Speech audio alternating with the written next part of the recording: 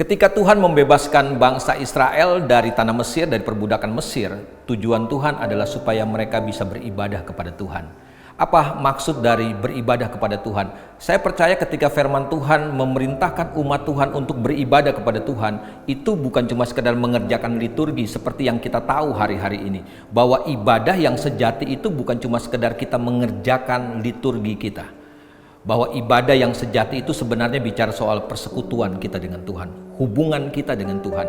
Dan tahukah banyak kali orang sulit untuk masuk ke dalam ibadah yang sejati. Kenapa? Karena ada banyak hal yang mempengaruhi pemikiran kita, mempengaruhi hati kita. Ada ketakutan, ada kegelisahan, ada kekhawatiran. Kita takut, kita khawatir, kita gelisah dengan apa yang harus kita makan, kita minum, kita pakai. Kita menganggap bahwa ibadah itu tidak menghasilkan apa-apa. Ibadah yang kita kerjakan hanya membuang waktu-waktu kita yang harusnya kita pakai untuk mengerjakan hal-hal terbaik dalam hidup kita, kita habiskan cuma untuk ibadah. Sehingga banyak orang hari ini memutuskan untuk meninggalkan ibadah. Kenapa? Karena mereka menganggap ibadah itu cuma sekedar mengerjakan liturgi di hadapan Tuhan.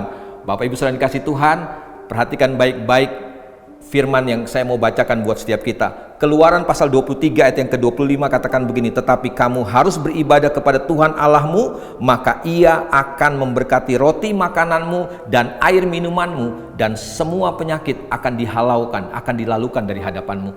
Tahukah Bapak Ibu saudara dikasih Tuhan, ketika Tuhan bicara tentang ibadah, maka sekali lagi yang Tuhan maksud tentang keintiman, tentang persekutuan dengan Tuhan. Tidak ada hubungannya sama liturgi, tidak ada urusannya dengan aturan-aturan dalam tata ibadah, dalam ibadah kita.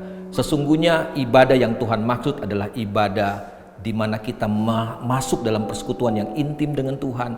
Di sana kita mendapatkan, menemukan kehendak Tuhan, rancangan Tuhan buat setiap kita.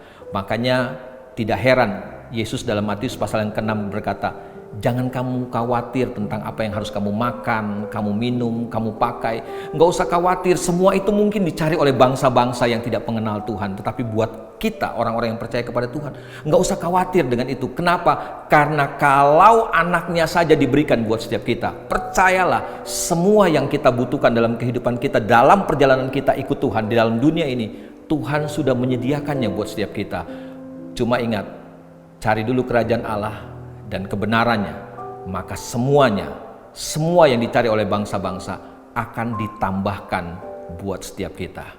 Mari masuk ke dalam ibadah yang sejati, ibadah yang bukan cuma sekedar liturgi, ibadah yang bukan cuma sekedar sebuah kebiasaan, tetapi masuklah dalam keintiman dengan Tuhan. Ada satu istilah dalam Alkitab, ketika Alkitab bicara soal ibadah. Ibadah itu dalam bahasa Inggris seringkali dipakai kata godly. Apa artinya? Artinya menjadi seperti Tuhan. Ibadah yang kita kerjakan harus mendorong kita sampai kita menjadi serupa dengan gambaran Tuhan. Selamat mengerjakan ibadah yang sejati, dan kita akan melihat banyak hal Tuhan kerjakan dalam hidup kita. Tuhan memberkati.